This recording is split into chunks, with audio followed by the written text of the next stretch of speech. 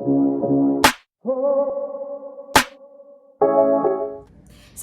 hello, Dumela. My name is Palesa Glenferry Madonna, and I welcome you to yet another episode on my YouTube channel, The Glam of Art. On today's episode, I will be interviewing Thabiso, who is the mastermind behind all of this artwork that you are seeing. Stay tuned to learn more about Thabiso.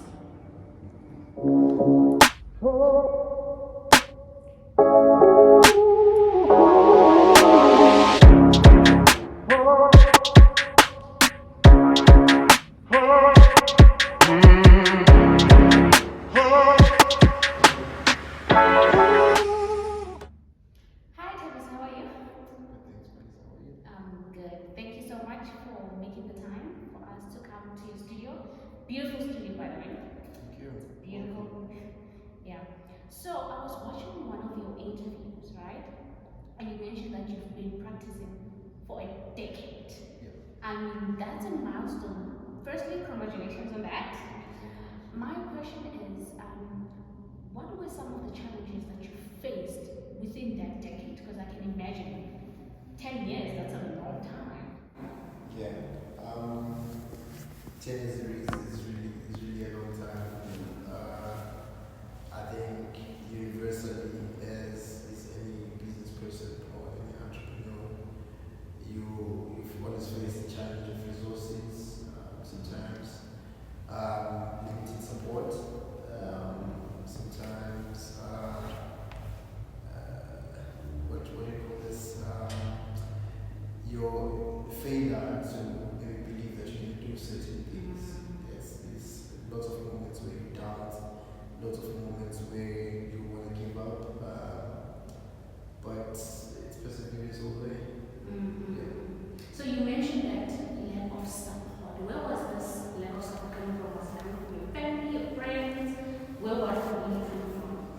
Um, I'd say, both family, friends, sometimes. We come from a society where art is basically viewed as an extracurricular activity. It's just something that you do when, as a hobby or when you're bored or something like that. It's not really Like career.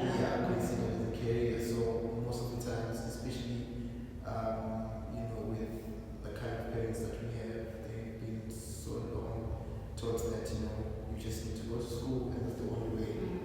Well, nowadays, there's so many ways to really make it, and art is one of them. So I think it was just at first when people don't really see the results, typically people are doubtful until one day they start saying, oh, there's actually results in this thing, so it does work.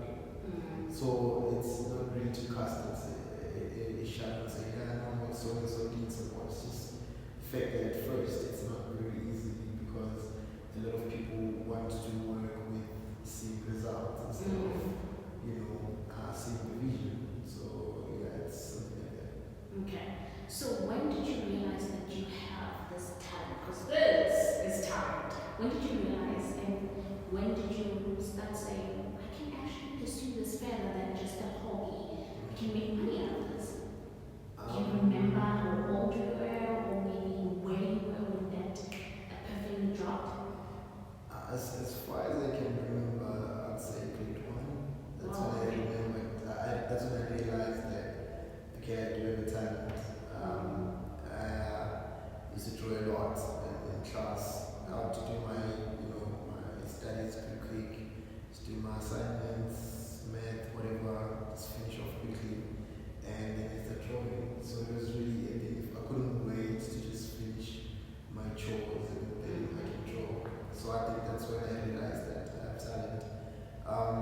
The answer to your second question, I think it was after I finished high school and I had a heartbreaking situation where I got the scholarship, did well in my academics, but unfortunately, or fortunately, the scholarship that I had gotten was only paying a partial tuition for me, so I needed to fork out the rest of the tuition. But because at the time things were not looking very good at home,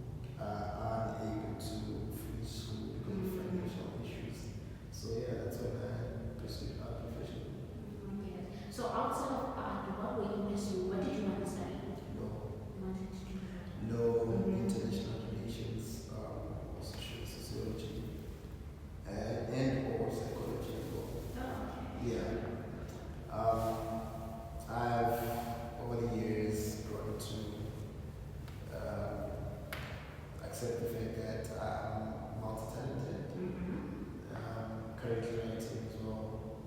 There's a book that I'm working on. Hopefully, I would have loved to publish this year, but the process was kind of delayed. There's a few things that I felt like I needed to start afresh. But hopefully next year I'll be publishing. So that's one of the many other things that I'm. That you're busy with. Yeah. Are you able to share the name of your book, maybe? Almost 30. Almost 30. Okay. Alright. Is it based on your life? Half year and half novels. It's basically traces some of the experiences of my 20s years, my 20s, early and late 20s, leading to my 30th birthday, and also lessons that are drawn there from myself and people around me that I see in the same age group, and sort of trying to paint a picture for those that are going to come after us. And there's a brother who's walked the path, and there's a few things that you need to sort of look out for on the path. So yeah, it's pretty much that. Okay, that's nice. Thank you. Who is your favorite artist, if you have one, and why that particular person is your favorite? One, no, not one. No, why not? How many? I'd say rather there's a couple of artists whose works I admire. Locally, your Lion Smith, obviously your William Kentridge, it's done a lot for the art industry. Nelson Wakamo, sort of the closest examples as well. I think those are some of the people whose work inspire me, and I think they've done good for themselves. You like them because they inspire you? What exactly about them inspires you? It's mostly their expressions and their articulation of issues in their work. The subject matter, how they work around their crafts to ensure that it's not just beautiful, it's also very emotive and evoking. It's not work that you just look at like, oh, that's a pretty piece. It's work that you actually could stare for hours and get entranced, and it's engaging, it's conversating, it's beautiful as well. Yeah. Gotcha. So, with regards to the art pieces that you have created, do you have one that is so impactful or like it's your favorite? And if you do have one, why that one particularly?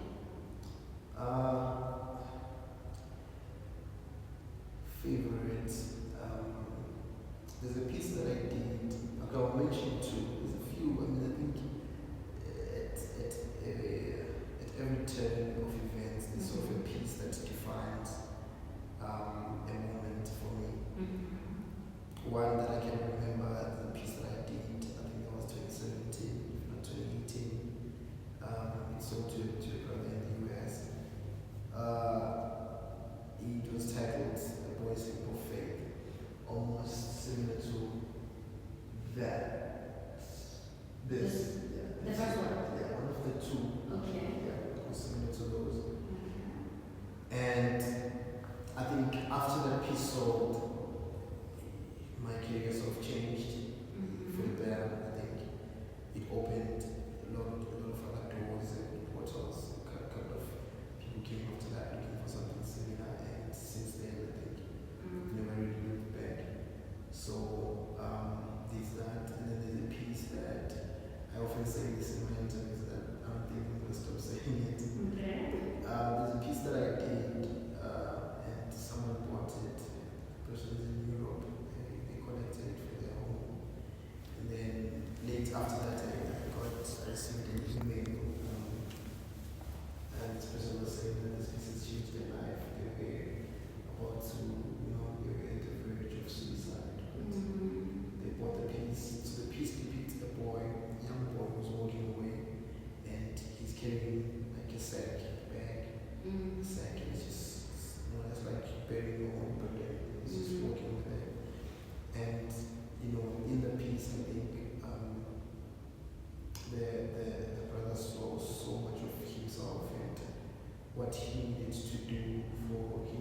for his life and to just carry the burden of life and move forward, man, regardless of maybe how heavy it can be. And so he'll say to that woman that he can't wait to walk down the foyer every day just to look at the piece because it inspired life in him. That's nice. So yeah. Oh, I see why. So So I know that you also have a studio in Cape Town, right? What is the difference between customers here and there? I'm a very daring person. You're very Daring. okay, daring. Daredevil, if you were to put it that way. I love taking advantage of opportunities. And so Cape Town, when I first went there, it was like a trial and error thing. Like, all the studios there, there's a good market. How about we give it a try? Normally people do these things when they have sponsorship or when they have, art residencies, somebody's sponsoring there. But to come from one's pocket, it's something that's very few artists are brave enough to do. It's still something new. It's a couple of months now, almost half a year. But so far it's been good. I have 2 exhibitions coming up in Cape Town. It's group shows, but that's good enough as well. I think that obviously the atmosphere in Cape Town and Joburg is not the same. One of the guys that I was talking to recently was saying that in Joburg you can almost see the money in the streets. Kind of, you can see the money moving. Something like that. In Cape Town it's rather more quiet. It's there, but it's rather more quiet. So I think Cape Town is a more traditional feel to things. Europe kind of traditional feel. Joburg is your American kind of vibe. It's a bit loudish. It's a bit, Cape Town is a bit more traditional and chilled. And so yeah, but obviously because I have clients there as well, and here in Joburg, I think my biggest clientele base is in Joburg. Cannot take that away. It's been 10 years. Yeah. So yeah, this is those differences so far. I'm yet to see what else comes out of it as time goes on, but yeah, that's how it is. Okay. So I was watching one of your interviews when you said you were called to be an artist. Yeah. What really makes you say that? Our definition of the term called in so many spaces differs as to how one interprets their journey. Someone's version of called means they're going purple, or they got this. Someone's version is maybe they're good at something. Mine is art is something that I do, and I feel fulfilled after that. I think that from there, if you ever do something and you don't feel any sense of loss or guilt or loneliness, but you just feel a fulfillment, I don't think there's any feeling that beats that. And that's my interpretation of art. Do you feel like it gives you a sense of purpose? Yeah, definitely that as well, yeah. Okay, I get it. Okay. So I just sort of read everything in fulfillment because I was listening to this psychologist one time and he was saying that the greatest joy that ever comes to human beings is not really achieving something or buying something nice for themselves or achieving a goal or graduating or something like that. It's actually fulfilling the duty. So when you fulfill your obligations, the purest joy, purest form of joy comes from the fulfillments that you feel, the satisfaction that you did something, which is for yourself or maybe for someone else, you made the world a better place. That's pure joy, and that's what I feel when I do art. So yeah. As I was watching one of your interviews, you mentioned that you like to make pieces using particularly acrylic and charcoal. Is there a reason why you significantly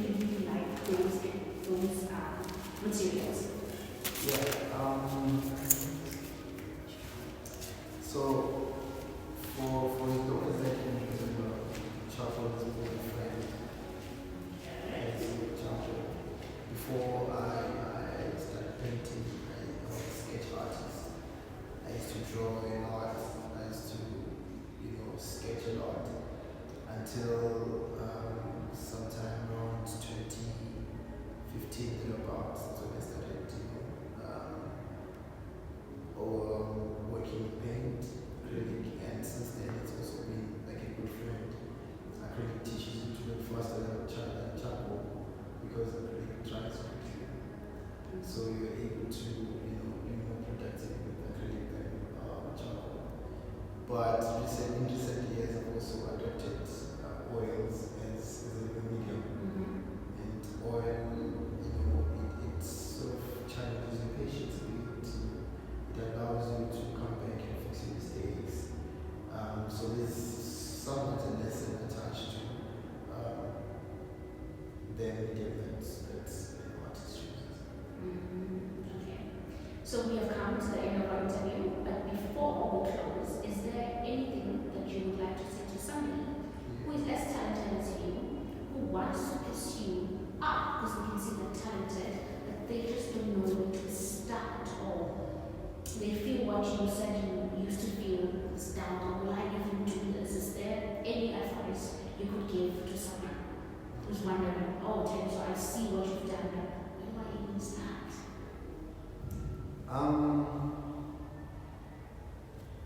Just make good art.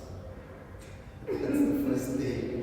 If you're an artist, you are there and you want to make it, the biggest problem, biggest challenge of today's artists, many of them, you see a lot that walk into the space and I want to do this and do this. Ask someone, let me see what you've done. Someone says, I want to do one picture in a year. Don't respond, this is something wrong. I think that people, we just need to learn the importance of passion and dedication in order to sort of achieve a desired goal. So you practice, you don't stop practicing. Even if you don't have material, you find what you can, you take like an old charcoal from the fire and get largely just get somewhere with it. But whatever you do not stop drawing, just draw, push. One day your work is going to find its owner. Thing about art, you cannot really say, determine who's going to buy it. You just never know, you just give. That's what artists are. Artists just give us what you do, just give. Do not expect so much in return. Just give, you continue giving. And, at some point, you give so much that you start getting something in return. And I think that's probably the way formula, if ever there is a formula. But also, one of the things that I'm discussing in most of my recent conversations is not so much about the artists or for the artists, but the audience. I think that so much is done and said about artists do this, artists do that, but there's very little that's been done to sort of help conscientize or educate the consumers of art out there, especially in our communities, the African communities. For example, in Europe, there's systems that are put in place to ensure that people are educated in the importance of artistic art. That's really the African setup. And so I think those are some of the things that make it difficult maybe for people to take up art, even if they're extremely talented, they have to force themselves to find a job where they would have the dynamic. And they deprive the world of the beauty that they have contributed. They've taken that which is rightfully theirs and their space in the community. So I think that a lot of effort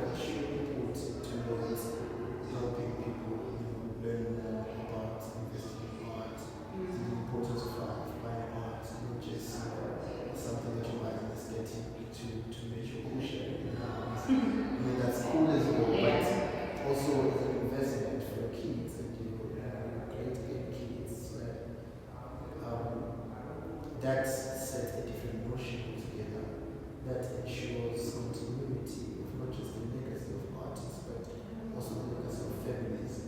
A lot of families out there that are well off, they all have art in their collection. They have money, they most families will have gold, assets and art. Art is part of assets.